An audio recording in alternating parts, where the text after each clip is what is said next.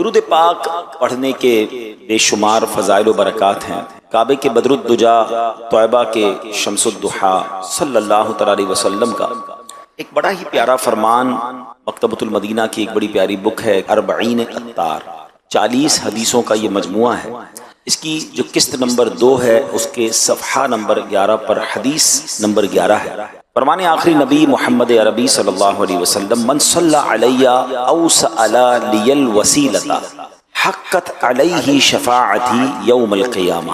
نبی پاک نے فرمایا، جس نے مجھ پر ایک بار درود شریف پڑھا یا اللہ پاک کی بارگاہ میں میرے لیے وسیلے کی دعا کی، بروز قیامت اس پر میری شفاعت ثابت ہو گئی۔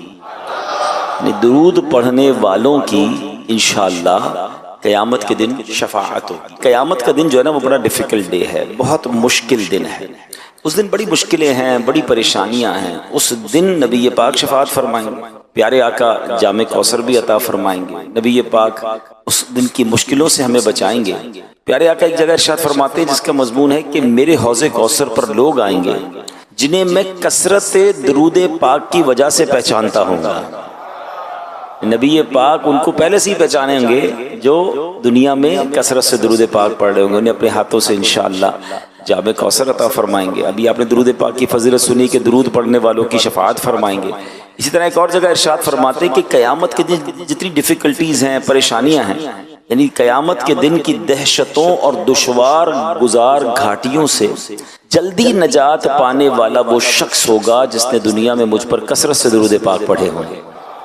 تو دنیا میں بھی خیر اور آخرت میں بھی خیر۔ درود پاک ایسا نہیں صرف قیامت کے دن کام آئے گا، ادھر درود پڑھیں تو روزی میں برکت ہوتی ہے، دعائیں قبول ہونے لگ جاتی ہیں، ٹینشن دور ہو جاتے ہیں، پریشانیاں دور ہو جاتی ہیں۔ کثرت سے درود پاک پڑھیں تو بار بار مدینے جانے کا شرف بھی مل جاتا ہے۔ نبی پاک کا دیدار کرنا چاہیں تو درود پاک کثرت سے پڑھیں، آقا درود پڑھنے والوں پر اپنا کرم فرماتے ہیں، دیدار بھی کروا دیتے ہیں۔ تو دنیا میں بھی کمال ہے درود پاک، اور انشاءاللہ محشر کے دن بھی درود پاک کی برکتیں ملیں گی۔ تو اس وظیفے کو اپنائیے۔ آئیے مل کر محبت کے ساتھ بآواز بلند درود پاک پڑھ لیں۔ صلو علی الحبیب صلی اللہ تعالی علی محمد صلی اللہ علیہ وسلم۔ پیارے اسلامی بھائیوں، سائنس نے بڑی ترقی کر لی ہے، بہت ساری ایجادیں ہوئی ہیں، بہت ساری انوینشنز ہوئی ہیں، اور بہت ساری پیشن گوئیاں، پریڈکشنز بھی ہونے لگ گئی ہیں۔ یعنی اب محکمہ موسمیات بتا دیتا ہے کہ بارش آنے کے کب کب امکانات ہیں، فلاں دن طوفان آ سکتے ہیں، فلاں وقت بہت زبردست تیز ہوائیں چلیں گی، فلاں دن فلاں وقت سورج گرہن لگے گا، فلاں دن چاند گرہن ہوگا۔ اللہ اکبر، یعنی بہت ساری باتیں۔ اب تو یہ سردیوں کے دن آ رہے ہیں تو فوگ، یعنی جب نظر کم آتا ہے تو پنجاب کی طرف ہمارے پاکستان میں زیادہ ہوتی ہے، تو فوگ کے بارے میں بھی محکمہ موسمیات بتا دیتا ہے۔ پیشن گوئیاں پہلے سے ہونے لگ گئی، سائنس بڑی ترقی کر گئی۔ مگر کیا آپ جانتے ہیں کہ ان قریب کائنات کا ایک بہت بڑا حادثہ ہونے والا ہے؟ کوئی سائنس، کوئی ٹیکنالوجی، کوئی ریڈار، کوئی سیٹلائٹ، کوئی بھی اس حادثے کا پیشگی یعنی تھوڑا پہلے بھی اشارہ بھی نہیں دے سکے گی۔ پتا کسی کو نہیں چلے گا کہ یہ اتنا بڑا حادثہ، جیسا اتنا بڑا حادثہ کبھی بھی نہیں ہوا۔ پوری کائنات کا سب سے بڑا حادثہ ہونا ہے، اور اس سے پہلے دنیا کی کوئی ٹیکنالوجی، کوئی ریڈار، کوئی پہلے نہیں بتا سکے گا کہ یہ کب آنا ہے اور کیسا حادثہ ہوگا کہ لوگوں کے وہم و گمان میں بھی نہیں ہوگا۔ اچانک، بالکل اچانک سورج اور چاند بے نور ہو جائیں گے، ستارے بارش کی طرح زمین پر گرنے لگ جائیں گے، بڑے بڑے سیارے آپس میں ٹکرا کر تباہ و برباد ہو جائیں گے، زمین شدید ترین زلزلے کے ساتھ لرز اٹھے گی۔ حدیثوں میں آتا ہے، اور یہ اتنا اچانک ہوگا، اتنا اچانک ہوگا کہ کچھ بھی نہیں پتا ہوگا۔ دیکھیں، طوفان آنے والا ہوتا ہے، شہر خالی ہونا شروع ہو جاتے ہیں، سیلاب آنے والا ہوتا ہے، پہلے ہی پتا ہوتا ہے بارش ہوئی ہے، ہو سکتا ہے سیلاب بھی آ جائے۔ اتنا اچانک ہوگا کہ حدیث پاک میں آتا ہے 2 شخص بازار میں ہوں گے، ایک کپڑا خرید رہا ہوگا، دوسرا بیچ رہا ہوگا۔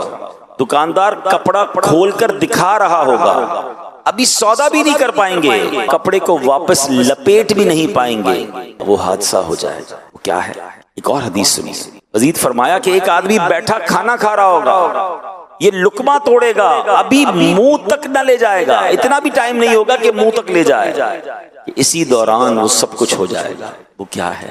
وہ قیامت ہے۔ قیامت جب آئے گی کسی کو نہیں پتا چلے گا، اتنی اچانک آئے گی، بالکل پتہ ہی نہیں ہوگا لوگوں کو، کوئی پریڈکشن نہیں، کوئی پیشن گوئی نہیں، اور وہ سب کچھ ہوگا جس کا قرآن میں بڑے واضح انداز میں، حدیث میں بڑی ڈیٹیل کے ساتھ بیان کر دیا گیا کہ کیا کیا ہوگا قیامت کے دن، کس طرح یہ چاند اور سورج بے نور ہو جائیں گے، ستارے زمین کی طرف گرنے لگ جائیں گے، سیارے آپس میں ٹکرا جائیں گے، اور شدید ترین زلزلہ آئے گا، لوگ حواس باختہ ہو کر ادھر ادھر بھاگنے لگیں گے۔ سورہ قارعہ، ویسے تو قرآن کے 30ویں پارے میں بہت ساری صورتیں ہیں، بہت ساری آیتیں ہیں جس میں باقاعدہ قیامت کی منظر کشی کی گئی ہے، لیکن فقط اگر سورہ قارعہ، بہت مختصر سورت ہے، 1.25 منٹ میں تلاوت ہو جاتی ہے جس کی، اگر صرف اسی کو پڑھ لیں اندازہ ہوتا ہے کہ کتنا خطرناک دن ہوگا۔ قرآن کہتا ہے القارعۃ ما القارعہ وما ادراک ما القارعہ۔ القارعہ علماء کہتے ہیں قیامت کا ہی ایک نام ہے، دل دہلانے والی۔ کیا ہے وہ دل دہلانے والی؟ تم نے کیا جانا وہ کیا ہے دل دہلانے والی؟ اب اس کے بعد قرآن کہتا ہے یوم یکون الناس کالفراش المبثوث وتکون الجبال کالعہن المنفوش۔ فرمایا آدمی ایسے دوڑ رہے ہوں گے جیسے پھیلے پتنگے۔ بارش میں آپ نے دیکھا ہوگا کہ جب بارش ہوتی ہے اور پتنگے نکلتے ہیں تو وہ کسی بھی لائٹ کے قریب یا کسی بھی جگہ آپس میں اس طرح اڑ رہے ہوتے ہیں کہ ٹکرا رہے ہوتے ہیں، کسی کو ڈائریکشن نہیں پتا ہوتی، کوئی ادھر بھاگ رہا ہوگا، کوئی ادھر بھاگ رہا ہوگا، سمجھ نہیں پڑ رہی ہوگی۔ اور پہاڑوں کا عالم کیا ہوگا؟ وَتَكُونُ الْجِبَالُ كَالْعِهْنِ الْمَنفُوشِ، کہا پہاڑ ایسے ہوں گے جیسے دھنکی ہوئی اون۔ آپ نے دیکھا ہوگا کوئی رضائی جب بنا رہا ہوتا ہے اون کے گالے اڑتے ہیں، جب رضائی بنا کر وہ ڈنڈا وغیرہ مارتا ہے آپ نے دیکھا ہوگا اون اڑتی ہے۔ فرمایا ایسے پہاڑ اڑ رہے ہوں گے۔ سوچئے کیسا منظر ہوگا، کتنا خوف ہوگا، کتنا شور ہوگا، کیسا زلزلہ ہوگا۔ یہ قرآن نے منظر کشی کی ہے۔ پھر آگے بتایا کہ اعمال تولے جائیں گے، نیکوکار تو چین میں ہوں گے اور گناہگار جہنم میں ڈالے جائیں گے۔ میرا آج کا جو ٹاپک ہے وہ قیامت کیسے قائم ہوگی اس کی ڈیٹیل نہیں ہے۔ آج ٹاپک یہ ہے کہ قیامت آئے گی کب، قیامت آنی کب ہے۔ آئیے یہی سوال سرکار دو عالم صلی اللہ علیہ وسلم سے کیا گیا۔ یہ بڑا دلچسپ سوال ہے، پرکشش سوال ہے، بہت سارے لوگ یہ سوال پوچھتے رہتے ہیں، اس کی کھوج میں لگے رہتے ہیں۔ آج قیامت کس مہینے آئے گی، کس دن آئے گی، کس تاریخ آئے گی، وہ بھی میں نے بیان کرنا ہے، مگر غور سے آپ نے سننا ہے۔ نبی پاک سے سوال ہوا، پیارے آقا علیہ السلام سے سوال پوچھا گیا کہ قیامت کب آئے گی۔ قرآن کریم میں یہی ہے، یہ کوسچن بھی ہے۔ قرآن میں فرمایا یسألونک عن الساعۃ ایان مرساہا، آپ سے قیامت کے متعلق سوال کرتے ہیں کہ اس کے قائم ہونے کا وقت کب ہے۔ سبحان اللہ، اس سوال کا جواب رب کریم نے قرآن میں کیا ارشاد فرمایا، لا تأتیکم الا بغتہ۔ آسان ترجمہ قرآن کنز العرفان، تم پر وہ اچانک ہی آ جائے گی، قیامت سے پہلے کوئی اناؤنسمنٹ نہیں ہوگا، کوئی پریڈکشن نہیں ہوگی، کچھ بھی نہیں ہوگا، مگر ایک چیز پتا چل رہی ہے کہ قیامت جب آئے گی تو لوگ غفلت میں ہوں گے۔ ابھی آپ نے سنا نا کہ کوئی کھانا کھا رہا ہوگا، کوئی کپڑا لے رہا ہوگا، پتہ بھی نہیں ہوگا، ایوری بڈی وہ اپنی چیزوں میں مشغول ہوں گے، غفلت میں ہوں گے۔ جب لوگ اس سے بالکل غافل ہوں گے، اپنی مصروفیت میں ہوں گے، دنیاوی لگن میں ہوں گے، کاموں میں مگن ہوں گے، قیامت کی طرف دھیان ہی نہیں ہوگا، اس وقت قیامت آ جائے گی۔ غور کریں، کیا آج ایسا وقت نہیں ہے؟ کس کو فکر ہے قیامت کی؟ کون تیاری میں لگا ہے قیامت کی؟ آج تو لوگ ایسے جی رہے ہیں جیسے مرنا ہی نہیں ہے، پلاننگز ہیں، ڈیٹیلز ہیں، شیڈیولز ہیں، کل یہ کرنا ہے، پرسوں یہ کرنا ہے، اس سال یہ ٹارگٹ اچیو کرنا ہے، 5 سال میں یہ کرنا ہے، 10 سال میں یہ کرنا ہے۔ ان سے پوچھو سب کچھ کرنا ہے، مرنا بھی ہے کہ نہیں؟ سب کچھ تیاریاں ہیں کہ اتنا کمانا ہے، یہ چیزیں حاصل کرنی ہے، دنیا کے یہ ملک دیکھنے ہیں، فلاں فلاں کام کرنا ہے۔ اگر اس پوری پلاننگ میں موت کہاں ہے؟ اگر بیچ میں سے مجھے اٹھا لیا گیا، میں دنیا سے چلا گیا تو پھر کیا ہوگا؟ کیا اس کی تیاری ہے؟ قبر کی تیاری ہے، آخرت کی تیاری ہے، قیامت کی تیاری ہے؟ ساری زندگی کھیل کود، دنیا کے مزے، بڑی تعداد اس وقت دنیا میں ایسے جی رہی ہے کہ نہ آخرت کی فکر ہے، نہ قبر کی فکر ہے، نہ قیامت کی فکر ہے۔ اعلیٰ حضرت کہتے ہیں نا، دن لہو میں کھونا تجھے، شب صبح تک سونا تجھے، یعنی دن کھیل کود میں گزارنا ہے، رات سونے میں گزارنی ہے، نہ نمازیں ہیں، نہ عبادت ہے، نہ تلاوت ہے، نہ خوف خدا ہے، دن لہو میں کھونا تجھے، شب صبح تک سونا تجھے، شرم نبی خوف خدا یہ بھی نہیں وہ بھی نہیں، کوئی ٹینشن کوئی فکر کوئی خوف خدا نہیں۔ اب آئی کچھ بزرگوں کے واقعات سنیں، ان کو قیامت کا کیسا خیال تھا، عبادت گزار تھے، نیکوکار تھے، مگر کس طرح لرزتے تھے، کس طرح فکر تھی انہیں اس دن کی۔ سید احمد حرب رحمت اللہ تعالی علیہ اللہ پاک کے نیک بندے تھے، آپ ساری رات جاگتے رہتے، عبادت کرتے رہتے۔ بعض دفعہ لوگ اصرار کرتے، یعنی بار بار کہتے کہ آپ سو جائیے، کچھ دیر آرام کر لیجئے۔ آپ فرماتے جس کے لیے جہنم دہکائی جا رہی ہو، جنت سجائی جا رہی ہو، مگر وہ نہ جانتا ہو کہ اس کا ٹھکانہ کہاں ہے، جہنم میں جانا ہے یا جنت ٹھکانہ ہے، بھلا اس کو نیند کیسے آ سکتی ہے؟ آپ سوچئے فکر کیسی ہے کہ یا تو جنت میں جانا ہے یا دوزخ میں جانا ہے، there is no third way، کوئی تیسرا راستہ تو نہیں ہے نا۔ دنیا سے جو بھی جائے گا یا تو جنت میں جائے گا یا جہنم میں جائے گا۔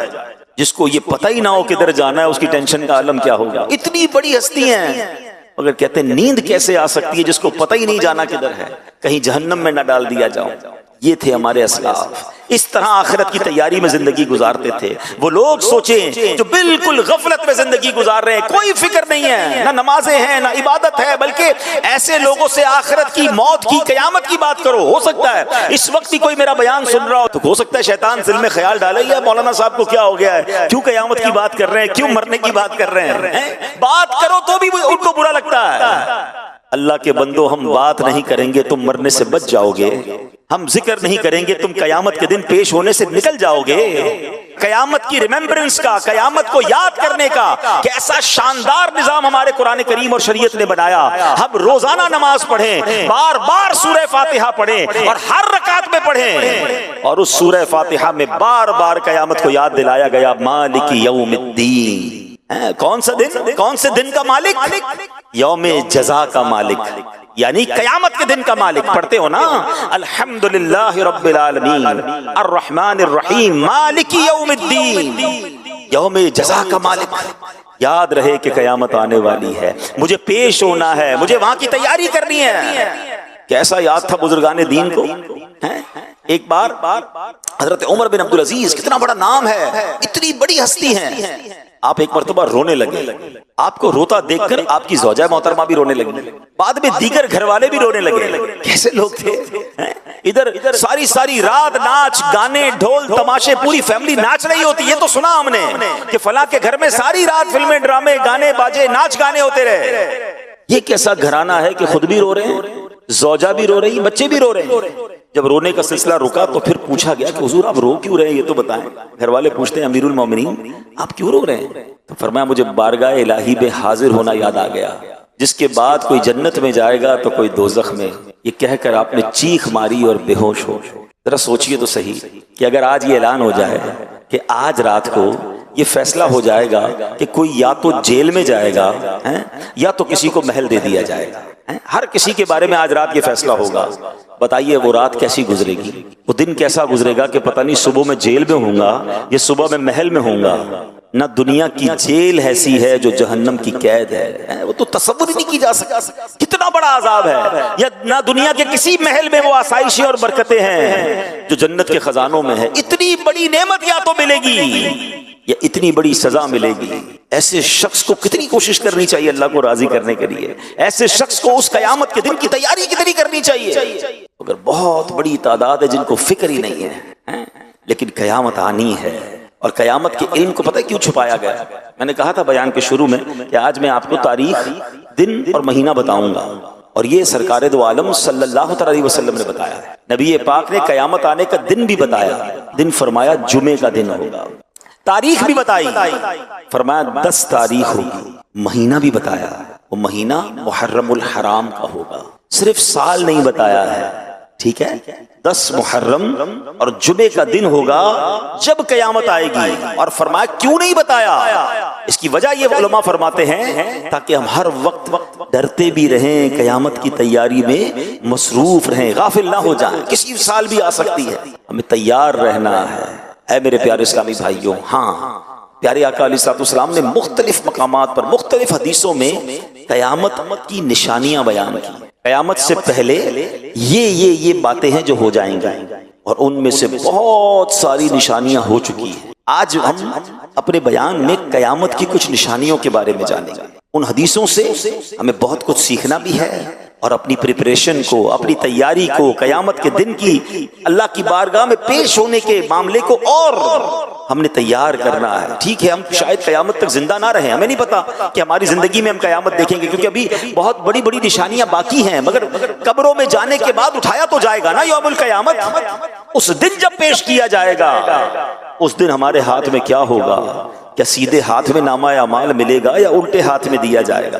کیا جنتیوں کی لائن میں کھڑا کیا جائے گا یا معاذ اللہ دوزخیوں کی لائن میں کھڑا کیا جائے گا؟ کیا نبی پاک کے ہاتھوں جام کوثر ملے گا یا پیاسے ہی رہ جائیں گے؟ کیا اللہ کے عرش کا سایہ ملے گا یا دھوپ میں کھڑے رہ جائیں گے؟ یا ان خوش نصیبوں میں ہوں گے جنہیں نبی پاک اپنے ساتھ جنت میں لے جائیں گے؟ سوچئے تو صحیح کیسا منظر ہوگا۔ اس دن کی تیاری کرنی ہے، اور کئی مقامات پر قرآن مجید فرقان حمید میں حدیثوں میں ہمیں بتایا گیا ہے کہ اس دن کی تیاری میں لگ جاؤ، اس دن ذلیل و رسوا نہیں ہونا ہے۔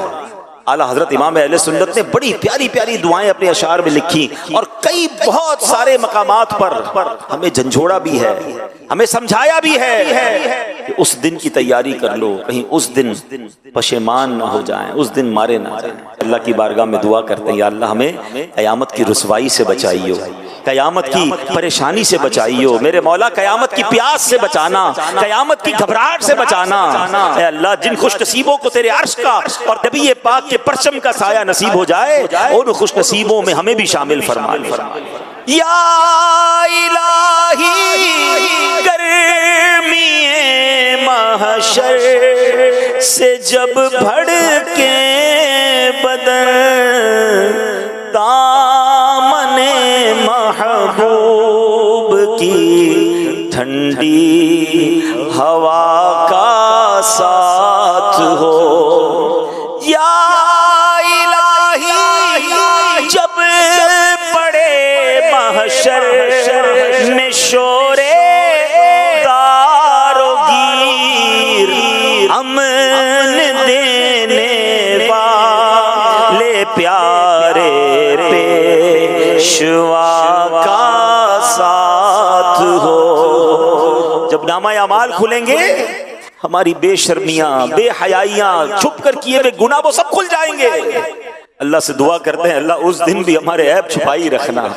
یا الہی رنگ لائیں جب جب میری بے باکیاں، ان کی نیچی نیچی نظروں کی حیا کا ساتھ ہو۔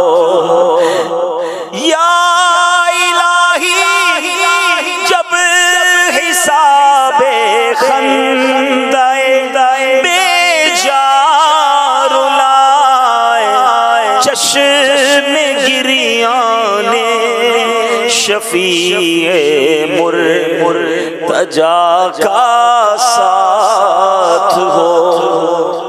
آمین آمین یا رب العالمین۔ اس دن کی تیاری کرنی ہے، اس دن کا ٹارگٹ یہ ہونا چاہیے کہ مجھے جنتیوں کی لائن میں کھڑا ہونا ہے، ایسی زندگی گزار کر جاؤں کہ نامہ اعمال سیدھے ہاتھ میں دیا جائے، اس دن چہرہ سیاہ نہ پڑ جائے، اس دن نامہ اعمال کھلے تو شرمندگی کا سامنا نہ ہو جائے۔ اے میرے پیارے اسلامی بھائیو، آئیے اب نبی پاک کی کچھ حدیثیں سنیں جس میں سرکار دو عالم صلی اللہ علیہ وسلم نے قیامت سے پہلے کیا کیا ہونا ہے بیان فرمایا۔ صحابی رسول حضرت ابو موسیٰ اشعری رضی اللہ تعالیٰ عنہ سے روایت ہے، رسول اکرم نور مجسم صلی اللہ تعالیٰ علیہ وسلم نے فرمایا، قیامت سے پہلے فتنے یوں اٹھیں گے جیسے رات میں تاریکی چھا جاتی ہے، اس وقت آدمی صبح کو مومن مگر شام کو کافر ہوگا، شام کو مومن اور صبح کو کافر ہوگا۔ اس دور میں بیٹھا شخص کھڑے ہوئے سے، کھڑا ہوا چلنے والے سے، اور چلنے والا دوڑنے والے سے بہتر ہوگا۔ یعنی پیارے اسلامی بھائیوں، بتایا کہ ایک نشانی یہ ہے کہ فتنوں کی کثرت ہوگی، اتنی کثرت ہوگی، اللہ اکبر۔ اب یہ نشانی کیسے نظر آ رہی ہے؟ پوری آب و تاب سے یہ نشانی پوری ہوتے ہوئے نظر آ رہی ہے۔ کتنے فتنے ہیں، اللہ اکبر۔ کہیں لا دینیت کا فتنہ ہے، کہیں جناب اسلام کے خلاف سازشیں ہو رہی ہیں، کہیں مسلمانوں کو غیر مسلم بنانے کی پلاننگ ہو رہی ہے، مسلمان بچوں کے دین و ایمان پر کہیں اسکول کالجز میں نصاب کے ذریعے حملے ہو رہے ہیں، دہریت کو پھیلایا جا رہا ہے معاذ اللہ۔ کہیں اسلام کا نام لینے والے ختم نبوت کے بارے میں جناب لوگوں کا ذہن خراب کرنے کی کوشش کر رہے ہیں، کہیں ایسے ہیں جو کلمہ تو پڑھتے ہیں مگر صحابہ کے خلاف باتیں کرتے نظر آ رہے ہیں، کہیں ایسے ہیں جو کلمہ پڑھتے ہیں مگر اہل بیت اطہار کے خلاف بات کرتے نظر آ رہے ہیں۔ اللہ اکبر۔ اسلامی لبادہ ہے، بات قرآن و حدیث کی کر رہے ہیں اور ایمان پر ڈاکہ ڈالنے کی کوشش ہو رہی ہے۔ گویا ہر طرف سے فتنوں کا انبار ہے اور ہم ہیں کہ غفلت میں جی رہے ہیں، ٹینشن ہی کوئی نہیں ہے، سب کی سننی ہے، سب کے پاس بیٹھنا ہے، سب سے دوستی لگانی ہے۔ ارے جناب کوئی مسئلہ نہیں، مسئلہ ہے۔ قیامت سے پہلے آقا فرماتے حال کیا ہوگا؟ کوئی صبح کو مومن ہوگا، شام کو کافر ہوگا، شام کو مومن ہوگا، صبح کو کافر ہوگا، یعنی ہر طرف سے ایمان کے ڈاکو ڈاکے ڈال رہے ہوں گے۔ سیدی اعلیٰ حضرت امام اہل سنت نے 100 سال پہلے بات فرمائی تھی، کہا سونا جنگل، رات اندھیری، چھائی بدلی کالی ہے، سونے والوں جاگتے رہیو، چوروں کی رکھوالی ہے، آنکھ سے کاجل صاف چرا لیں یا وہ چور بلا کے ہے، تیری گٹھڑی تاکی ہے اور تو نے نیند نکالی ہے۔ کیا فرمایا؟ آنکھ سے کاجل چرا لیں گے۔ کتنا زبردست محاورہ استعمال کیا۔ آنکھ کے اندر لگا ہوا کاجل اور سرما کون چرا سکتا ہے؟ فرمایا ایسے بلا کے چور ہوں گے تمہیں پتہ ہی نہیں چلے گا، اور تمہارا مال لے جائیں گے، تمہارا ایمان لے جائیں گے، تمہارا عقیدہ لے جائیں گے، کیونکہ علم دین تو ہے نہیں، علماء کرام کی صحبت ہے نہیں، دین پر پختگی کا ذہن ہے نہیں، ایمان جناب کتنی بڑی چیز ہے اس کی حفاظت کی فکر ہی نہیں ہے۔ یہ سب کچھ ہو رہا ہے اور نبی پاک نے 1450 سال پہلے کم و بیش بتا دیا تھا کہ ایسے فتنے ہوں گے۔ مگر کیا ہم اس وقت کانشیس ہیں؟ ہم اس میں فکر مند ہیں کہ میرا ایمان بچ جائے، میرا عقیدہ بچ جائے؟ اچھا جناب میرا بچ گیا، میرے بچوں کا بچ جائے۔ اتنی بڑی تعداد میں لوگ یہاں بیٹھے ہیں، ان میں سے بہت سارے بڑی عمر کے ہیں، ماشاءاللہ بچپن سے دینی ماحول میں یا جوانی میں دینی ماحول میں آ گئے، مگر آج کا نوجوان کہاں ہے؟ ہماری اپنی اولاد کہاں ہے جو اسکول کالج اور دوستوں میں سارا دن اور رات گھوم رہے ہیں؟ ان کے ایمان اور عقیدے کی کون فکر کرے گا؟ انہیں کون دین کی بات بتائے گا؟ کیونکہ سوشل میڈیا کا زمانہ ہے، ہر بندے کے ہاتھ میں سوشل میڈیا ہے اور سب کی سننے کا ذہن بن گیا ہے۔ یاد رکھیے گا کہ یہ ایمان چھیننے کی سازشیں ہو رہی ہیں، ہمیں ایمان کی حفاظت کرنی ہے، فتنوں سے اپنے آپ کو بچانا ہے۔ اللہ اکبر۔ بخاری شریف کی حدیث سنیے، اس حدیث سے اور سمجھ آئے گا کہ جب ہر طرف سے فتنے ہوں ہمیں کیا کرنا چاہیے۔ ہمیں سائڈ پر ہو جانا چاہیے، فتنوں کی طرف جانا نہیں ہے۔ نبی پاک فرماتے ہیں، اللہ کے آخری نبی رسول ہاشمی صلی اللہ تعالی علیہ وسلم نے فرمایا ان قریب ایک زمانہ آئے گا کہ اس وقت مسلمان کا بہترین مال بکری ہوگا۔ کیا ہوگا؟ بکری ہوگا، تاکہ بکریاں لے کر پہاڑوں اور بارش کی جگہوں کی طرف نکل جائے اور فتنوں سے اپنا ایمان بچا لے۔ اللہ اکبر۔ اس حدیث کے تحت علماء فرماتے ہیں اس کا مطلب یہ ہے کہ کچھ بکریاں ہوں غاروں کی طرف جائے، وہیں بکریاں چرائے، اسی کے دودھ سے اپنا گزارا کرے اور اپنا ایمان بچا لے، یعنی فتنوں والی جگہ سے دور چلا جائے۔ اللہ اکبر۔ اب اس سے ہمیں آج کے دور میں کیا سیکھنے کو مل رہا ہے کہ جہاں فتنہ ہے، جہاں ایمان کے جناب خلاف سازشیں ہیں، وہاں ہمیں جانا ہی نہیں ہے۔ ہمیں اس گلی میں کیوں جانا ہے کہ جناب وہاں دین چھیننے کا، عقیدہ چھیننے کا ڈر ہے؟ مگر کہتے نہیں جناب میں فلاں کو ذرا سرچ تو کروں، اسے تو سنوں، اس کی گلی میں جاؤں، اس کی بات تو سنوں، حدیث کیا کہہ رہی ہے کہ بکریاں لے کر بندہ اکیلا چلا جائے، ایمان بچا لے۔ اگر آج دنیا بھر میں ٹریول کرنا ہے، لوگ ان ملکوں میں ہجرت کرنے کے خواب دیکھ رہے ہیں کہ ہم ان ملکوں میں جائیں، اپنے بچوں کو بھیجیں تاکہ تھوڑے پیسے کما کر لائے، تھوڑا جناب دنیا بھر کی ڈگریاں لے کر آئے۔ ارے کبھی سوچا کہ بچہ جا کر ڈگری تو لے آئے گا، کہیں ایمان نہ دے کر آ جائے، یورو اور پاؤنڈز تو لے کر آ جائے گا مگر دین اور ایمان نہ چلا جائے۔ سب سے پہلے ایمان ہے میرے پیارے ساتھی۔ دنیا بھر میں سفر کرنے والے، مائیگریشن کی خواب دیکھنے والے، دنیا بھر کے ویزوں کی لائن میں لگنے والے، ایک بات کا تو فیصلہ کرو، جس ملک میں جا رہے ہو، جس علاقے میں جا رہے ہو، کیا وہاں دیندار لوگ ہیں؟ کہاں وہاں جا کر میرا اور میری اولاد کا، میری آنے والی نسلوں کا ایمان محفوظ رہے گا؟ اس کی کوئی ٹینشن نہیں ہے۔ بتاؤ ادھر پیسے کتنے ملیں گے، ادھر جناب کرنسی کتنی ملے گی، ادھر پاسپورٹ کتنا جلدی ملے گا، صرف یہ سوچنا ہے۔ بالکل اسی طرح اپنے کاروبار، اپنی دوستیاں کرتے وقت، اپنی رشتہ داریاں کرتے وقت سوچئے. لوگ کہتے ہیں خاندان بڑا ہے، بچی بہت خوش رہے گی، بیٹے کی فلاں خاندان میں شادی ہو جائے گی، جہیز بڑا اچھا آئے گا، تعلقات بڑے مضبوط ہو جائیں گے، بڑے بڑے خاندان سے ہمارا جناب، بڑے قبیلے اور بڑے جناب سٹی کے لوگوں سے ہمارا ریلیشن ہو جائے گا، بڑے عہدے والے لوگ ہیں جناب، بڑا نام ہے ان کا. نام بڑا ہے، گھر بڑا ہے، گاڑیاں بہت ہیں، پیسہ بہت ہے، ایمان ہے کہ نہیں، عقیدہ درست ہے کہ نہیں، کوئی نہیں پوچھے گا، کوئی نہیں سوچے گا. اپنی بیٹی جس کے ہاتھ میں دے رہے ہو، جس خاندان والوں کے ساتھ رشتہ کر رہے ہو، کبھی سوچا کہ ان کا عقیدہ صحابہ، اہل بیت، خود نبی پاک اور اللہ کے بارے میں کیا ہے؟ ارے کماتے بہت ہیں. کون چیک کرے گا کہ حلال کماتے ہیں یا حرام کماتے ہیں؟ اگر سود کا کام کرنے والا ہے تو اللہ سے جنگ کرنے والا ہے نا، ہے نا. حدیثوں میں سود کا کام کرنے والا کون ہے؟ جیسے اس نے اللہ سے جنگ کی. ارے جو رب سے جنگ کر رہا ہے تم اس سے رشتہ کر رہے ہو، اس نے تو برباد ہونا ہے. اللہ سے جنگ کر کے تو کوئی نہیں جیت سکتا نا. کسی کو کوئی ٹینشن نہیں ہے. دنیا کا منصب، دنیا کا پیسہ، دنیا کا نام، جناب فیم چاہیے. پتہ ہے میرا رشتہ کس سے ہو گیا ہے؟ یہ بات کرنی ہے، یہ نام چاہیے. ایمان کی فکر کون کرے گا؟ نہ کرو ایسا. کاش یہ بات ہمارے ذہن میں بیٹھ جائے کہ رشتہ کرنا ہے، کاروبار کرنا ہے، کسی ملک میں شفٹ ہونا ہے، ایون پاکستان کے کسی علاقے میں مجھے مائگریٹ کرنا ہے، نیا گھر لینا ہے، پہلے دیکھوں عاشقان رسول کی مسجد قریب ہے کہ نہیں، بچے پیدا ہوں گے تو مدرسہ قریب ہے کہ نہیں، جہاں میرے بچوں کا دین، ایمان اور عقیدہ محفوظ رہے گا. ارے آج میں ہوں، میرے بچوں کو سنبھال رہا ہوں، کل میری آنکھیں بند ہونی ہیں، مجھے دنیا سے جانا ہے، میرے بعد میرے بچوں کا کیا ہوگا، میرے بچوں کے بچوں کا اس ملک اور اس علاقے میں کیا ہوگا. کوئی نہیں سوچ رہا. اچھا آج اچھے خاصے دیندار لوگوں کو کہیں کہ یار آپ فلاں کے ساتھ اٹھتے بیٹھتے ہیں تو آپ کا دوست بد عقیدہ ہے، آپ کا دوست بے ایمان ہے، آپ کا دوست معاذ اللہ گستاخ صحابہ یا گستاخ اہل بیت ہے، اور جناب نبی پاک کے بارے میں، دین کے بارے میں اس کی خیالات اچھے نہیں ہیں.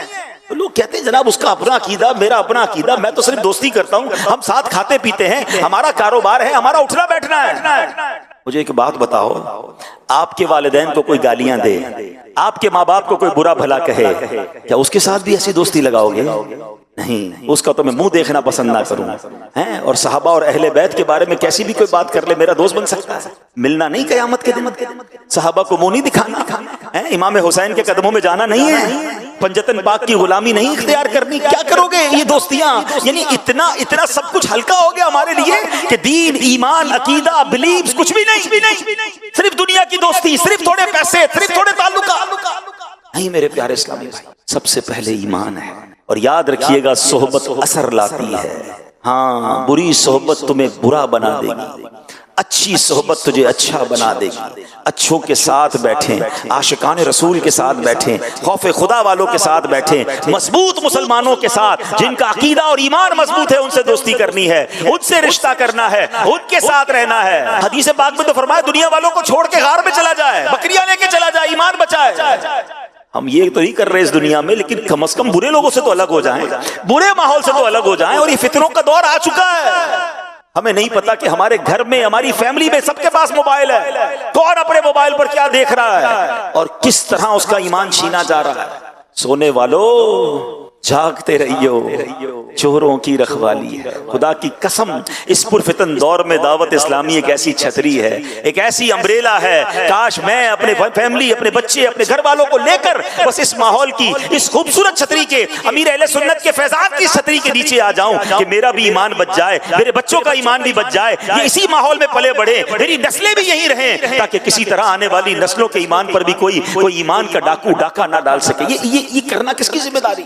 ہم سب کی ذمہ داری ہے. ہم یہ تو فکر کرتے ہیں کہ جناب گھر بچا رہے، پیسے بچ جائیں، اپنی پراپرٹی محفوظ رہے، ہر چیز کی حفاظت کی فکر کرتے ہیں. سب سے پہلے ایمان کی حفاظت کی فکر کرنی ہوگی. اے میرے پیارے اسلامی بھائیوں، قیامت کی یہ نشانی ہمارے درمیان ہے، ہمیں سوچنا ہوگا. آئیے ایک اور قیامت کی نشانی سنتے ہیں. بخاری شریف کی حدیث ہے، رسول ذیشان مکی مدنی سلطان صلی اللہ علیہ وسلم نے فرمایا قیامت کی نشانیوں میں سے ہے علم اٹھ جائے گا، جہالت عام ہو جائے گی. اللہ اکبر! کیا یہ نشانی نہیں آ گئی ہے؟ کیسا علم اٹھ گیا ہے؟ حقیقی علم کہاں ہے؟ کون قرآن پڑھ رہا ہے, کون قرآن کا ترجمہ اور تفسیر پڑھ رہا ہے, کتنے لوگ ہیں جو حدیث کا علم جانتے ہیں, کتنے لوگ ہیں جو کتابوں سے دوستی رکھتے ہیں. آج کس کے پاس ٹائم ہے جناب؟ ساری رات سوشل میڈیا پہ گزارنے کے لیے وقت ہے. موبائل ہاتھ میں دے دو, بیٹری ختم ہو جائے گی, پیکج ختم ہو جائے گا, موبائل چھوڑنے کے لیے تیار نہیں ہے. لوگوں کی آنکھیں اور کان خراب ہونے لگ گئے ہیں, اتنا موبائل استعمال کرنا ہے. مجھے تھوڑے عرصہ پہلے ایک صاحب ملے, اربوں پتی ہیں جناب, بیرون ملک میں رہتے ہیں, ان کے ہاتھ پہ پٹی بندھی ہوئی تھی. تو میں نے کہا خیریت تو ہے, کیا ہو گیا؟ کہا ڈاکٹر نے بتایا میرا اتنا موبائل فون کا یوزیج ہے کہ میرے جو انگوٹھے ہیں اور میری جو یہ شہادت کی انگلی ہے اس پہ جناب درد ہونے لگ گیا ہے. اس نے مجھے نئی بات بتائی اور میں نے بھی بعد میں غور کیا, بات تو ٹھیک کہہ رہا ہے. کہہ رہا ہے انگوٹھا جو ہے نا رب نے کیوں بنایا ہے, اس کا بہت زیادہ یوز نہیں ہے. آپ دیکھیں ہمارے پورے دن میں ہمارے انگوٹھے کا پہلے اتنا استعمال نہیں ہوتا تھا, مگر جب سے موبائل آیا ہے ہر وقت جس نے موبائل یوز کرنا ہے سب سے زیادہ جو استعمال ہو رہے ہیں وہ تھمز استعمال ہو رہے ہیں. کہتے میرے تھمز میں درد ہونے لگ گیا, پتا چلا کہ اس کے ساتھ کوئی نس ہے, وہ اس کو پرابلم آنے لگ گئی ہے. انہوں نے منع کر دیا ہے مجھے موبائل فون کو, اب میں دوسری انگلیوں سے موبائل فون یوز کر رہا ہوں. یعنی اتنا یوزیج ہو گیا ہے کہ لوگوں کی باڈی کے اندر چینج آنے لگ گیا ہے. انسان اس موبائل کے ساتھ, گیجٹس کے ساتھ اتنا یوز ٹو ہو گیا ہے. لیکن قرآن کے ساتھ, علم کے ساتھ, دین کے ساتھ, شریعت کے ساتھ, بیسکس آف دین نالج نہیں, دین کی نالج نہیں پتا ہے. نماز پڑھ رہے ہیں, نماز کے فرض کتنے نہیں پتا, نماز کی شرائط کتنی نہیں پتا. اچھا وضو روز کر رہے ہیں تو وضو کے فرائض نہیں پتا. مسلمان بالغ ہو گیا, اب غسل کرنا ضروری ہے, اب جب بھی اس کو غسل کی ضرورت ہے, واجب ہو گیا غسل, تو پراپر غسل نہیں کرے گا تو جناب پاک نہیں ہوگا. غسل کے فرائض نہیں پتا. گھر میں کسی کی میت ہو جائے, جنازہ پڑھنا نہیں آتا, میت کو غسل دینا نہیں آتا. جو بیسکس ہیں, میں بہت ڈیپلی نالج کی بات ہی نہیں کر رہا. قرآن پڑھنا ہے, تلفظ درست نہیں ہے, مخارج ٹھیک نہیں ہے, اور جناب دنیا بھر کی نالج ہے, دنیا بھر کے سافٹ ویئر ہیں, ساری رات موبائل پر بیٹھنا ہے. اب تو موبائل تھک جاتا ہے, بتاتا ہے کتنا یوز کر لیا ہے. اتنا ٹائم اس کے لیے ہے, دنیا کے لیے ہے, گھومنے پھرنے کے لیے, اسپورٹس کے لیے ہے, سیاست کے لیے ہے. ٹائم نہیں ہے تو علم کے لیے نہیں ہے. بتاؤ نا یہ قیامت کی نشانی کیسے پوری ہوتی جا رہی ہے کہ علم اٹھ جائے گا اور جہالت عام ہو جائے گی. قرآن مجید فرقان حمید میں بنی اسرائیل کے وہ لوگ جو گمراہ ہوئے, ان کو ایمان نصیب نہیں ہوا, اس کے بارے میں قرآن کیا فرماتا ہے, ریزن کیا بیان کیا قرآن نے؟ ایک سبب بیان کیا, وَمِنْهُمْ أُمِّيُّونَ لَا يَعْلَمُونَ الْكِتَابَ إِلَّا أَمَانِيَّ. آسان ترجمہ قرآن کنز العرفان. اور ان میں کچھ ان پڑھ ہیں جو کتاب کو نہیں جانتے مگر زبانی پڑھ لینا یا کچھ اپنی من گھڑت. یعنی پتا چلا کتاب سے جاہل ہونا, مثلا قرآن کریم نہ سیکھنا, حدیث نہ سیکھنا, عاشقان رسول علماء کرام کی کتابوں کی بجائے بس سنی سنائی باتوں پر چلتے رہنا, اسی کو علم و تحقیق کا معیار بنا لینا, یہ بھی ایک طرح کی جہالت ہے جو گمراہی کا سبب بن جاتی ہے. اللہ اکبر. آج یہ بات عام ہے, دین سارے کا سارا عربی زبان میں ہے, مگر حالت یہ ہے عربی کی ایک الف بھی نہیں آتی. قرآن کریم جو عربی زبان میں ہے, حدیثیں جو عربی زبان میں ہیں, پڑھنی نہیں آتی. لوگ بس جناب سوشل میڈیا پر لگے ہوئے ہیں. اب تو جناب یہ عالم ہے کہ کسی کو کتاب پڑھ کر ریفرنس کے ساتھ حدیث بتاؤ کہ جناب اس ریفرنس کے ساتھ یہ حدیث ہے, کہتا ہے میں گوگل پر جا کر سرچ کروں گا, میں پہلے جا کر وہاں جا کر سرچ کروں گا. ارے جناب بتاؤ یہ سافٹ ویئر بنانے والے کون ہیں؟ کیا یہ مسلمان ہیں؟ بہت سارے ایسے سافٹ ویئر ہیں جہاں اسلام کی معلومات لو تو غلط لوگوں کی کتابیں, بے دین لوگوں کی کتابیں, معاذ اللہ قرآن پاک تحریف شدہ قرآن میں چینج کر کے وہ ڈالے گئے سوشل میڈیا پہ تاکہ آج کا نوجوان قرآن سرچ کرے تو کچھ اور نظر آ جائے. اللہ اکبر. یہ بھی خیال نہیں ہے کہ سرچ بھی کرنا ہے تو جناب کون سی ایسی ویب سائٹس ہیں, کون سے ایسے سوشل میڈیا پلیٹ فارمز ہیں جہاں مجھے اوتھینٹک اور صحت مند اور بالکل مستند مواد ملے گا, جہاں سے مجھے عاشقان رسول علماء کی کتابیں پڑھنے کو ملیں گی. نہیں جناب, جو سرچ کر کے گوگل نے بتا دیا, جو سرچ کر کے مسئلہ مل گیا. اب پتا چلا کہ مفتی صاحب سے نہیں پوچھنا ہے, انٹرنیٹ سے پوچھنا ہے کہ بتاؤ آج میں نے نماز میں کیا پڑھنا ہے, بتاؤ میرے ساتھ یہ معاملہ ہو گیا ہے, اور جو جواب آ گیا اس پر عمل کرنا ہے.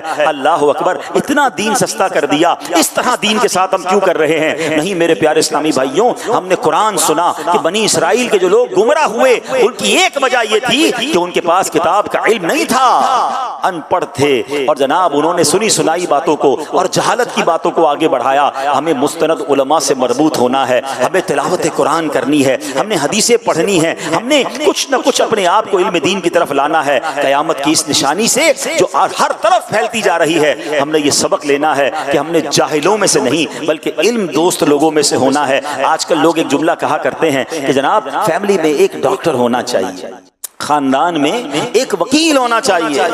سچ بتاؤں فیملی میں ایک عالم دین ہونا چاہیے. ہاں خوش نصیب ہے وہ فیملی, خدا کی قسم خوش نصیب ہے وہ باپ جس کا بیٹا عالم ہے, جس کی بیٹی عالمہ ہے. خوش نصیب ہے وہ باپ جس کے گھر میں کوئی ایک حافظ قرآن ہے. ایسے الحمدللہ کتنے خاندان دعوت اسلامی میں ملتے ہیں. کبھی کبھی تو رشک آتا ہے, ایک باپ ہے 3 بیٹے ہیں, تینوں عالم دین ہیں. ایک باپ ہے 4 بیٹے ہیں, چاروں عالم دین ہیں. ایک بیٹا دارالافتاء میں ہے, کوئی بیٹا امامت کر رہا ہے, کوئی بیٹا دین کا کام کر رہا ہے. کتنا خوش نصیب ہے وہ والد کہ جس کے گھر میں بیٹی عالمہ ہے. اللہ اکبر. حدیثوں میں آپ فضائل تو پڑھیں یار, دنیا میں کتنی لوگ ڈگریاں لینے کے لیے دن رات بھاگ رہے ہیں. یقیناً دعوت اسلامی والے دنیاوی تعلیم کے خلاف نہیں ہیں, مگر مجھے ایک بات تو بتائیں, پہلے تو میں مسلمان ہوں نا, میں نے نبی پاک کا کلمہ پڑھا ہے. ارے جتنی کوشش بچے کی ڈگری کے لیے کرتے ہیں, جتنی کوشش بچے کو دنیا کی تعلیم کے لیے کرتے ہیں, تھوڑا تو علم دین سکھا دو. یاد رکھیے گا مرنے کے بعد میرا کوئی بچہ MBBS کی کتاب کھول کر, لاء کی بک کھول کر یا دنیا کی PhD کی ڈگری لے کر مجھے ایصال ثواب نہیں کرے گا. اگر میرے بچے کو قرآن پڑھنا آتا ہوگا, اگر میری اولاد کو حدیث اور جناب درود پاک اور دین کی باتیں آتی ہوں گی, تو وہ مجھے مرنے کے بعد دعاؤں میں یاد رکھیں گے. میں آپ کو ایک صحیح مشورہ دینا چاہتا ہوں, کم از کم ایک کام کر دو,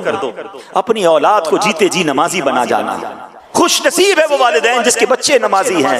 بعد میں آپ کے بچے بے شک الگ سے آپ کے لیے دعا کریں نہ کریں, اگر میرا بیٹا نمازی ہے, میری بیٹی نمازی ہے, سنو جب وہ نماز پڑھیں گے نا, وضو کے عالم میں قبلہ رو ہو کر اللہ کی بارگاہ میں اتحیات میں بیٹھ کر روزانہ فجر میں میرے لیے دعا کریں گے, ربنا اغفر لی ولوالدی وللمؤمنین یوم یقوم الحساب. جب ظہر کی نماز پڑھیں گے کتنی بار قاعدہ اخیرہ میں بیٹھیں گے, پھر میرے قبلہ رو بیٹھیں گے, پھر باوضو ہوں گے, میرا بیٹا میرے لیے دعا کر رہا ہوگا, اللہ میرے مرحوم والد کو بخش دے. جب وہ عصر پڑھے گا دعا کرے گا, مغرب پڑھیں گے دعا کریں گے, عشاء پڑھیں گے, جتنی رکعتوں میں قاعدہ آخرہ کریں گے, ہر بار والدین کے لیے دعا ہو رہی ہے. ارے اس سے بڑھ کر باپ کو کیا چاہیے, اس سے بڑھ کر ماں کو کیا چاہیے کہ بچہ نمازیں پڑھی جا رہا ہے اور قبر میں اس کے لیے ثواب کے تحفے پہنچ رہے ہیں کہ تیرا بیٹا تیرے لیے دعا کر رہا ہے, تیری بیٹی دعا کر رہی ہے. نہیں, آج ہمیں نمازوں کی کہاں فکر ہے. ارے ماں باپ خود نماز نہیں پڑھ رہے, ان کو کیا فکر کہ فجر کی نماز بچوں نے پڑھی کہ نہیں, ظہر پڑھی کہ نہیں, عصر پڑھی کہ نہیں, جناب پیسے کتنے لایا, ڈگری کون سی حاصل کی.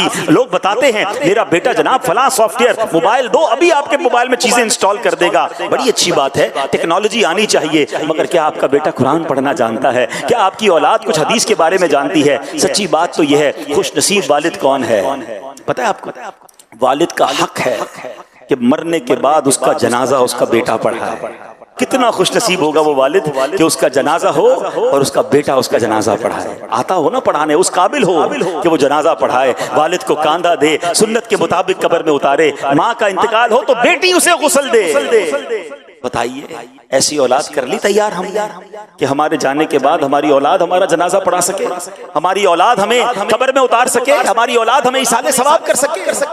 پلیز علم دین کی طرف آئیے, خود بھی آئیے, اپنی اولاد کو بھی لائیے, اپنے گھر والوں کو بھی لائیے.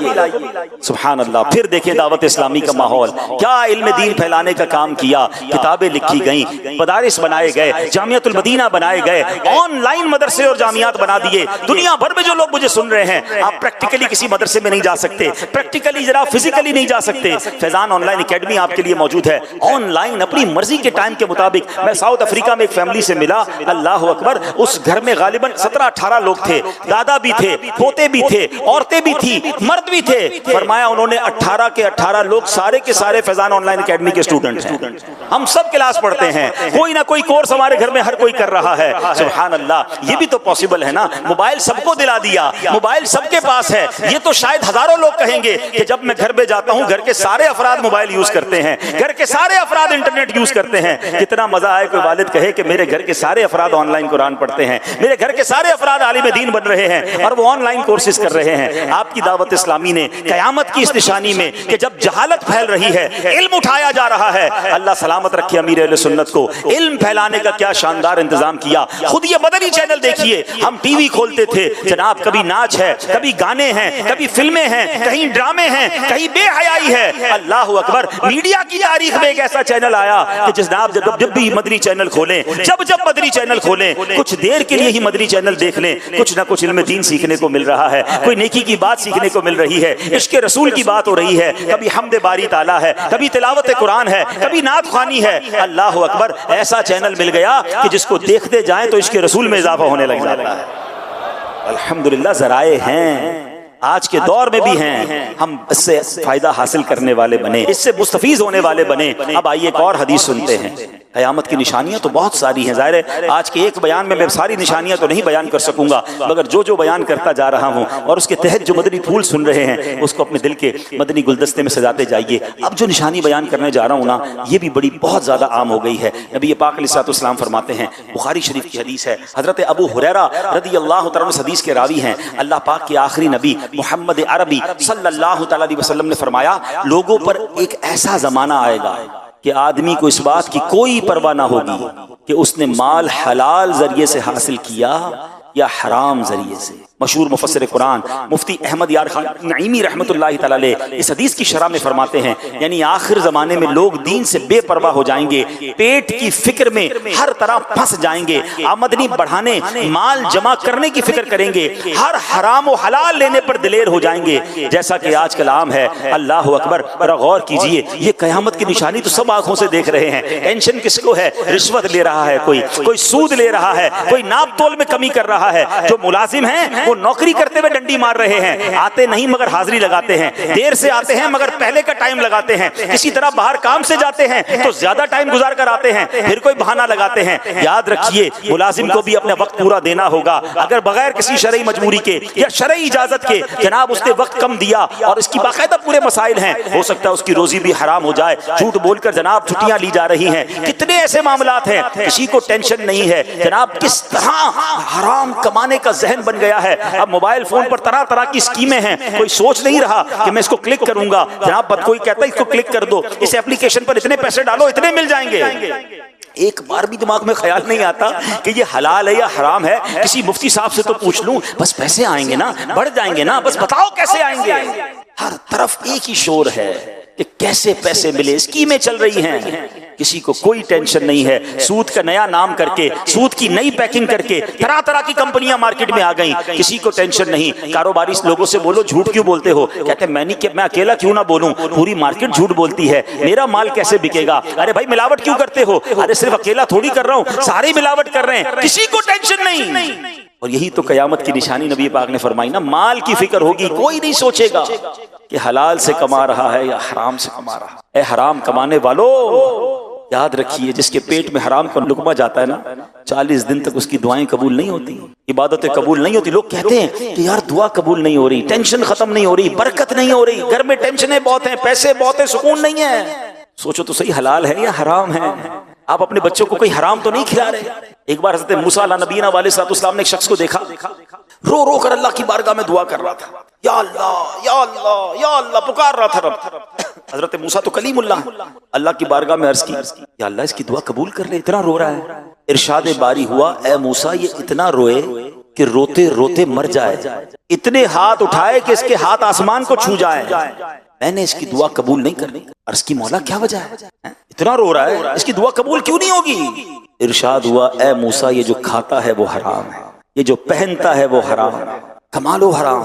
اگر اللہ ہی ناراض ہو گیا تو کیا کریں گے اس پیسے کا؟ شفا تو رب نے دینی ہے نا، پیسے تمہارے پاس ہوں اور بیماریاں گھر میں ہوں، پیسہ بہت سارا ہو، سکون بھی تو رب نے دینا ہے، سکون ہی چلا گیا تو کیا کرو گے؟ یہی پیسہ قبر میں آگ بن گیا تو کیا کرو گے؟ شیطان دماغ میں خیال ڈالتا ہے تھوڑے حرام کما لو، تھوڑے جھوٹ بول کر کما لو، پھر صدقہ دے دیں گے، خیرات کر لیں گے، غریبوں کی مدد کر لیں گے۔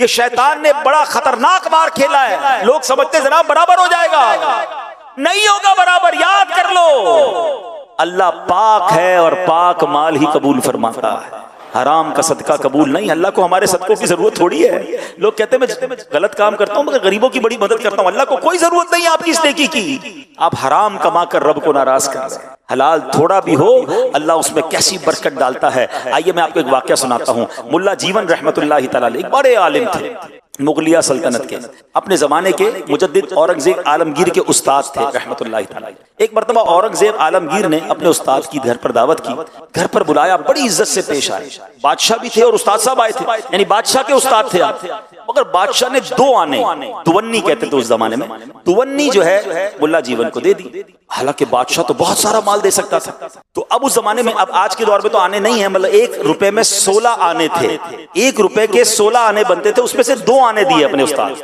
آج صاحب نے کچھ نہیں کہا, چلے گئے. تھوڑے عرصے بعد اورنگزیب کو پتا چلا کہ ملا جیون تو بڑے پیسے والے ہو گئے, مالدار ہو گئے. حیران ہوا کہ استاد صاحب تو بڑے غریب سے تھے اور اتنے پیسے کیسے آ گئے, بڑا مطلب انہوں نے نیا گھر بھی بنا لیا ہے, بڑے امیر ہو گئے. تو ملا جیون کے پاس اب بادشاہ خود گئے. تو ملا جیون کہتے ہیں کہ آپ نے جو مجھے 2 آنے دیے تھے نا, اس میں اللہ نے بڑی برکت ڈال دی, دیکھو میں کتنا امیر ہو گیا. وہ شاگرد تھے اور بادشاہ بھی تھے, کہتے استاد صاحب میں آپ کو بتاؤں یہ پیسے میں نے آپ کو کون سے والے دیے. اپنے بندے کو کہا جاؤ فلاں جگہ سے بنیا جو غلے کا تاجر ہے اس کو لے کر آؤ. وہ اس کو بلایا. تو بادشاہ کا حکم ہوا کہ کہا کہ 1 سال میں تم نے کس کس کو پیسے دیے کھاتا کھول کر بتاؤ. وہ پیسے بتاتا رہا کہ میں نے پورے سال کا حساب دیا. اس نے کہ فلاں جگہ اتنے پیسے دیے, فلاں بندے کو اتنے دیے, فلاں سے اتنے لیے. کرتے کرتے اس کے رجسٹر میں ایک پیج آیا, وہ کہتا ہے کہ 2 آنے میں نے کسی کو دیے. کہا کس کو دیے بتاؤ. کہ بندے کا نام نہیں پتا, ایک نامعلوم بندہ تھا. اس کا واقعہ سناؤ, کون ہے وہ. کہتا ہے بادشاہ سلامت مسئلہ یہ ہے کہ ایک بار میرے گھر کی چھت ٹپکنے لگی, شدید بارش تھی, رات کا وقت تھا, میں بڑا پریشان تھا.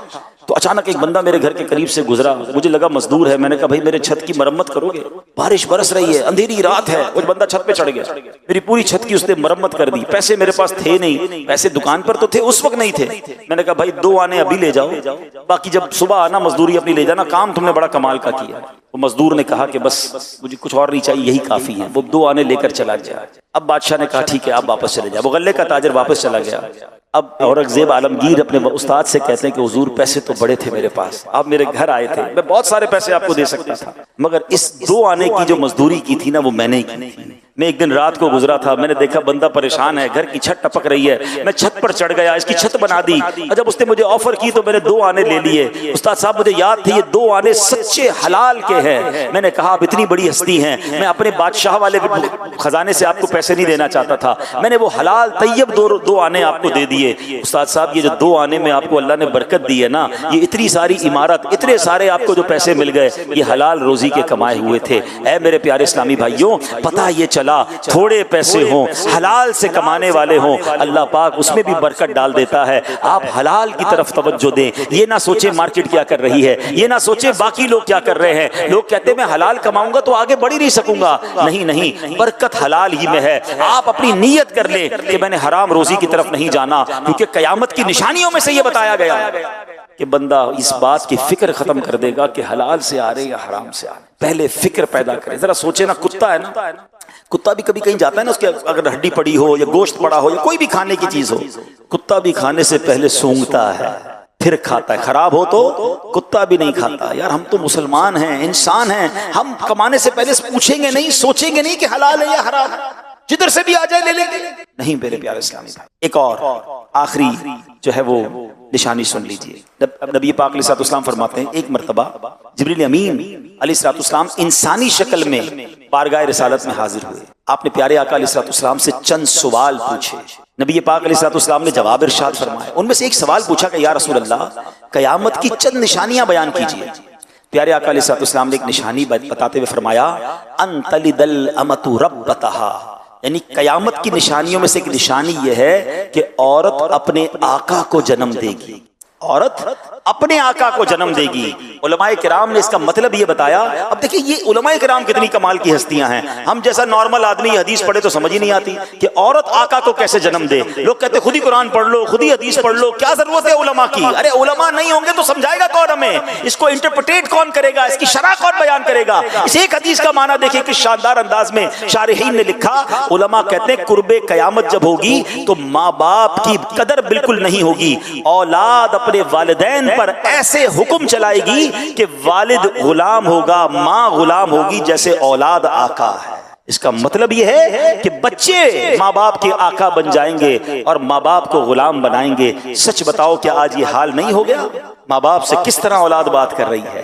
آج بڑے ہو کے بوڑھے ماں باپ کو بیٹا کہتا ہے ابو آپ کو نہیں پتا, بیٹی کہتی ہے امی آپ کو کیا معلوم, خاموش بیٹھیں, آپ کو زمانے کے بارے میں نہیں پتا. بیٹا کہتا ہے میرے پیسے ہیں, میں نے کمائے ہیں, ابو آپ نے کیا کیا میرے لیے. آج اصول یقین مانیے علماء نے کتابوں میں لکھا, حدیثوں کی شرح کے تحت لکھا کہ ماں باپ کا ادب یہ ہے کہ بیٹا باپ کے آگے ایسے رہے جیسے غلام آقا کے آگے رہتا ہے. بیٹا ہر وقت اس فکر میں رہے اور تیار رہے کہ آقا کا حکم ہوگا تو غلام غلام کی طرح اپنے والد کی خدمت کروں. حق تو یہ ہے بیٹے کے اوپر والد کا, مگر بدقسمتی یہ ہے کہ آج بوڑھا باپ بیٹے کا غلام بنا ہوا ہے. ایسا حال نہیں کیا اولاد نے؟ آج باپ کو کہتے میرے پاس ٹائم نہیں ہے, آج باپ بیٹے سے کہتا ہے بیٹا تھوڑے پیسے دے دو, بیٹا کہتا ہے ٹائم نہیں ہے, بیٹا میرا فلاں کام کر دو, ابو میرے پاس ٹائم نہیں ہے, اپنی فکر خود کرو, میں نہیں کرتا تمہارے لیے. اللہ اکبر, اس اولاد کو مرنا نہیں ہے, اللہ کو جواب نہیں دینا. اس طرح اپنے والدین کے ساتھ حال کیا گیا ہے. سنیے قرآن مجید فرقان حمید میں کس واضح انداز میں والدین کے حقوق بیان ہوئے. اللہ قرآن میں فرماتا ہے انشکر لی ولی والدیک, کہ میرا اور اپنے والدین کا شکر ادا کرو. اللہ نے اپنا شکر ادا کرنے کے ساتھ ساتھ والدین کا شکر ادا کرنے کا فرمایا. ایک مقام پر ارشاد فرمایا وَقَضَىٰ رَبُّكَ أَلَّا تَعْبُدُوا إِلَّا إِيَّاهُ وَبِالْوَالِدَيْنِ إِحْسَانًا, اور تمہارے رب نے حکم فرمایا کہ اس کے سوا کسی کی عبادت نہ کرو اور ماں باپ کے ساتھ اچھا سلوک کرو. ذرا غور کیجئے مقام کتنا بلند ہے ماں باپ کا. اللہ پاک نے حکم دیا اے بندو میرا شکر ادا کرو, میری عبادت کرو. ساتھ ہی اسی حکم کے ساتھ ایک اور حکم جوڑ دیا, فرمایا میرے شکر کے ساتھ والدین کا شکر بھی ادا کرو, میری عبادت کے ساتھ ساتھ والدین کے ساتھ نیک سلوک کرو. اس سے معلوم ہوا جس طرح اللہ پاک کی عبادت سے منہ پھیرنا بڑی محرومی ہے, یوں ہی والدین کی بے ادبی کرنا بھی بہت بڑا گناہ ہے. اعلیٰ حضرت امام اہل سنت تحریر فرماتے ہیں باپ کی نافرمانی اللہ جبار و قہار کی نافرمانی ہے, اور باپ کی ناراضی اللہ جبار و قہار کی ناراضی ہے. آدمی ماں باپ کو راضی کرے تو وہ اس کے لیے جنت ہیں, اور ناراض کرے تو وہی اس کے لیے دوزخ ہیں. جب تک باپ کو راضی نہ کرے گا ان کا کوئی فرض, کوئی نفل, کوئی نیک عمل اصلاً یعنی بالکل مقبول نہیں. عذاب آخرت کے علاوہ دنیا ہی میں جیتے جی سخت بلا یعنی شدید آفت نازل ہوگی. مرتے وقت معاذ اللہ کلمہ نصیب نہ ہونے کا خوف ہے. اے میرے پیارے اسلامی بھائی غور کیجیے آج کیا حال ہے. آج ماں باپ کے ساتھ جو برا سلوک کر رہے, خدا کے واسطے ایسا نہ کریں, مارے جائیں گے, برباد ہو جائیں گے. ایک جملہ یاد کر لو, جس سے اس کے ماں باپ راضی ہیں نا اس کو ترقی سے کامیابی سے کوئی روک نہیں سکتا. جس کے اس کے ماں باپ ناراض ہیں نا اس کو بربادی سے کوئی نہیں روک سکتا. خدارا اپنے ماں باپ کی قدر کیجیے. پوچھو ان سے جن کے ماں باپ چلے گئے. ہاں آج ماں باپ سے بات کرنی ہو تو قبرستان جانا پڑتا ہے. آپ خوش نصیب ہو آپ کے ساتھ والدین ہیں. ارے ماں باپ ہاتھ اٹھائیں طوفان ٹل جاتے ہیں, بلائیں ٹل جاتی ہیں, بڑے بڑے پہاڑ راستے سے ہٹ جاتے ہیں. کتنی مشکلیں آپ کے ساتھ, کتنی پریشانیاں, کیوں نہیں بیٹھتے ماں باپ کے قدموں میں, کیوں نہیں کہتے ان کو ہاتھ اٹھاؤ. پوچھو ان سے جن کے ماں باپ چلے گئے. مشکل سر پہ آتی ہے بندے کو یاد آتا ہے ماں ہوتی تو دعا کرواتا, والد ہوتا تو میں اس سے دعا کرواتا. ارے آج تمہارے پاس تمہارے ماں باپ ہیں, بیٹھو ان کے قدموں میں کرواؤ دعائیں, تمہارے مشکلیں کیسے آسان ہوں گی. حضرت موسیٰ علیہ نبینا علیہ السلام ایک بار چلتے چلتے آپ کو کچھ تھکاوٹ محسوس ہوئی, آپ چاہ رہے تھے کہ سفر آسان ہو جائے. اللہ پاک نے وحی بھیجی اے موسیٰ قریب ایک پہاڑ ہے وہاں تشریف لے جائیے, اس غار میں ایک شخص ہوگا وہ آپ کے لیے سواری کا انتظام کر دے گا. حضرت موسیٰ اللہ کے نبی ہیں, کلیم اللہ ہیں, اللہ چاہتا تو ہوا کے ذریعے آپ کو سفر کروا دیتا, خود سواری کا انتظام فرما دیتا. آپ کو ایک بندے کے پاس کیوں بھیجا. آپ غار میں جاتے ہیں, اس شخص کے پاس جا کر جیسے ہی گئے تو اس شخص نے ابھی آپ کو پہچانتا بھی نہیں تھا. آپ نے فرمایا مجھے سواری چاہیے. اس شخص نے فوراً بادل کو حکم دیا اے بادل نیچے آؤ. بادل نیچے آیا. اس بادل کو شخص نے حکم دیا کہ ان کو ان کی منزل تک پہنچا دو. سبحان اللہ, حضرت موسیٰ اس بادل پر سوار ہوئے اور حضرت موسیٰ حیران ہوئے اور جناب وہ سفر کمپلیٹ ہو گیا. آپ نے اللہ کی بارگاہ میں عرض کی مولا یہ بندہ کون ہے جس کی دعا سے بادل نیچے آیا, بادل نے مجھے منزل تک پہنچا دیا. سنیے اللہ کی بارگاہ سے ارشاد ہوا اے موسیٰ یہ اپنی ماں کا فرما بردار ہے, اس نے اپنی ماں کی بڑی خدمت کی ہے. جب آخری وقت آیا نا تو اس کی ماں نے اس کو دعا دی تھی بیٹا میں تم سے راضی ہوں, اللہ پاک بھی تم سے راضی ہو. اللہ فرماتا ہے موسیٰ میں اس سے راضی ہو گیا ہوں. اللہ نے فرمایا موسیٰ میں اس سے راضی ہوں. اب اگر یہ بندہ دعا کرے کہ یا اللہ سرخ پہاڑ کو سیاہ کر دے یا سیاہ کو سرخ بنا دے, اے موسیٰ میں اب اس کی یہ دعا بھی قبول کر لوں گا. ماں راضی تھی نا, رب بھی راضی ہو گیا, اور جب رب راضی ہو گیا پھر تمہارے کام سیدھے ہو جانے. جس کو دیکھو کوئی بیمار ہے, کوئی قرضے میں ہے, کوئی ٹینشن میں ہے, کوئی پرابلم میں ہے, ہر طرف دوڑے ہو دعائیں کروانے. ارے ماں گھر میں بیٹھی ہے اس کی دعا لے لو نا, والد گھر میں ہے جاؤ نا اس کے پاس, پیر دبائیے ان کے, ان کی خدمت کیجئے, معافی پہلے تو مانگیے ان سے. کتنی بلند آواز میں باتیں کی ہیں, کتنا جھاڑا ہے اپنے ماں باپ کو, کتنا برا بھلا کہتے ہو. دوستوں کے لیے ٹائم ہے، والد کے لیے ٹائم نہیں ہے. خدا کی قسم ثواب کا انبار ہے تمہارے گھر میں. حدیث پاک کے الفاظ ہیں جو بیٹا جو اولاد اپنے ماں باپ کو محبت کی نگاہ سے دیکھے. حدیث پاک کا مضمون ہے، نبی پاک فرماتے ہیں جو اولاد اپنے ماں باپ کو محبت کی نگاہ سے دیکھے اللہ مقبول حج کا ثواب عطا فرماتا ہے. اللہ اکبر. صحابی رسول نے پوچھا وَإِن نَظَرَ كُلَّ يَوْمٍ 100 مرة یا رسول اللہ کوئی 100 بار دن میں دیکھ لے. ارے ماں باپ تو گھر میں ہے نا، جتنی بار چاہے دیکھیں. اللہ اکبر. نبی پاک نے کیا فرمایا؟ اللہ اکبر و اطیب، اللہ بہت بڑا اور پاک ہے. یعنی کوئی 100 بار دیکھے اللہ 100 حج کا ثواب عطا فرماتا. تمہارے گھر میں اتنا بڑا ثواب موجود ہے. اب مجھے بتاؤ دیکھنے پر حج کا ثواب ہے، پیر دبانے پر کتنا ثواب ہوگا، ویل چیئر چلانے پر کتنا ثواب ہوگا، ان کے لیے دوائی لانے پر کتنا ثواب ہوگا، ماں اور ابو کے لیے ان کے من پسند کبھی باہر سے کھانا لانے کا کتنا ثواب ہوگا، رات کو ان کی پکار پر کھڑے ہو کر لبیک کہنے کا کتنا ثواب ہوگا. ذرا سوچو تو صحیح. وہ بیٹیاں جو ماں کی خدمت نہیں کر رہی، ارے یہی بوڑھے ماں باپ ہیں جنہوں نے ہماری گندگیاں صاف کی ہیں. یہی وہ بوڑھے ماں باپ ہیں جنہوں نے انگلی پکڑ کر ہمیں چلایا ہے. آج ان کو چلنے کی ضرورت ہے، تم دور جا رہے ہو. آج ان کو تمہاری ضرورت ہے، تمہارے پاس ٹائم نہیں ہے. وہ کہتے ہیں نا کہ 2 ماں باپ مل کر 11 10 بچے سنبھال لیتے ہیں. 11 بچوں سے مل کر 2 ماں باپ نہیں سنبھالے جا. خدا کے واسطے یہ مت کرو، یہ تمہارے لیے بہت بڑی نیکی ہے. یہ پھر کہتا ہوں بڑے خوش نصیب ہو تمہارے جس کے پاس ماں باپ ہیں. یو آر سو لکی. پوچھو ان سے جن کی ماں چلی گئی، جن کے والد چلے گئے، دل چاہتا ہے بات کرنے کو. صحیح بتاؤ، میری باتیں بعد میں آپ کو یاد آئیں. ماں باپ سب سے زیادہ پتہ ہے کب یاد آتے ہیں؟ کہ جب کوئی اللہ پاک بہت بڑی خوشی دے دے نا، کوئی بڑی نعمت دے دے، کوئی گھر مل جائے، کوئی چیز اچیو ہو جائے، پھر یاد آتی ہے کہ ماں ہوتی نا تو دیکھتی کتنا خوش ہوتی. آج اللہ نے یہ عزت دی ہے، آج اللہ نے یہ نعمت دی ہے، مگر والد نہیں ہے، ہوتا دیکھتا تو کتنے خوش ہوتے. دولت کا ہے انبار مگر تیری کمی ہے. پھر بڑے یاد آتے. دوسرے پتہ کس موقع پر یاد آتے؟ جب کوئی مشکل آ جائے، کوئی پریشانی آ جائے، کوئی طوفان آ جائے، کوئی سر پر بلا پڑ جائے نا، پھر بہت یاد آتے ہیں ماں باپ. کاش ماں ہوتی تو میں ماں کے پاس جاتا، کہتا ماں پھنس گیا ہوں، ماں فلاں مشکل میں ہوں، ہاتھ اٹھا دے. اور ماں ہاتھ اٹھا کر دعا کرتی، سینے لگاتی، طوفان ٹل جاتا. والد صرف یہ کہہ دیتا تھا نا کہ بیٹا گھبرا نہیں، میں ہوں. یہی بہت تھا. خدا کی قسم یہ بہت ہے. والد صاحبان ہوتا ہے، درخت ہوتا ہے. درخت آپ نے دیکھا ہے، درختوں کے جو اوپر کے پتے ہوتے ہیں وہ سارے میلے بھی ہوں گے اور گرم بھی ہوں گے. مٹی بھی وہ لیتے ہیں، دھوپ بھی وہ لیتے ہیں، اور نیچے بیٹھنے والے کو سایہ دیتے ہیں. والد نے ہمیشہ دھوپ اپنے اوپر لی تھی، ٹینشن ساری اپنے اوپر لی تھی.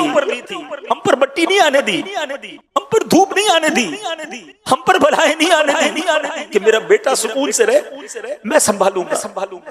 اگر آج اسی والد کو تمہاری ضرورت ہے اور کہتے ہو ٹائم نہیں، انہیں دکھی کرتے ہو، نہ کریں ایسا. کاش کی یہ باتیں سمجھ آ جائیں. اللہ ہمیں والدین کی قدر کرنے والا بنا. جن کے والدین چلے گئے نا، آج بھی آپ انہیں خوش کر سکتے ہیں. ہاں، آج بھی آپ ان کی روح کو خوش کر سکتے ہیں، ان کو قبر پہ خوش کر سکتے ہیں. نیکیاں کیجیے اور انہیں احساس ہوگا کہ میرا بیٹا بھولا نہیں ہے، میری بیٹی بھولی نہیں ہے، مجھے ہر روز کچھ نہ کچھ، ہر 2 دن بعد کچھ نہ کچھ نیکی پہنچا رہا ہے. مگر جو ماں باپ کے دنیا سے جانے کے بعد بھی نماز نہیں پڑھ رہے، جو ماں باپ کے دنیا سے جانے کے بعد بھی حرام زندگی گزار رہے، سوچو کتنی تکلیف ہو رہی ہے. یعنی زندگی میں بھی انہیں سکھ نہیں پہنچایا تم نے، اور مرنے کے بعد قبر میں بھی وہ تکلیف میں ہے. نہ کرے ایسے. اللہ پاک مجھے اور آپ کو جو باتیں سنی اسے یاد رکھنے، عمل کرنے، دوسروں تک پہنچانے کی توفیق عطا فرما. قیامت کی تیاری کرنے کی توفیق عطا فرما. اس دن کی رسوائی سے بچائے. ایک دعا کرتے رہا کرو ماں باپ کے لیے کہ اللہ مجھے اور میرے ماں باپ کو، میرے گھر والوں کو، بیوی بچوں کو، ہمارے پورے گھرانے کو اللہ قیامت کے دن اپنے عرش کا سایہ نصیب فرما. ماں باپ چلے گئے نا، اب یہ دعا کیا کرو اللہ میرے ماں باپ کو مجھے جنت میں ملنا نصیب فرما. ماں باپ ابھی بھی اللہ انہیں راحت میں رکھیو اور مجھے اپنے ماں باپ کے قدموں میں، نبی پاک کے قدموں میں، صحابہ اہل بیت کے ساتھ جنت میں جگہ. یہ سارے کام ہم نے کرنے ہیں تاکہ قیامت کے دن کی رسوائی سے بچے. اللہ پاک عمل کرنے کی توفیق دے. صلو علی الحبیب.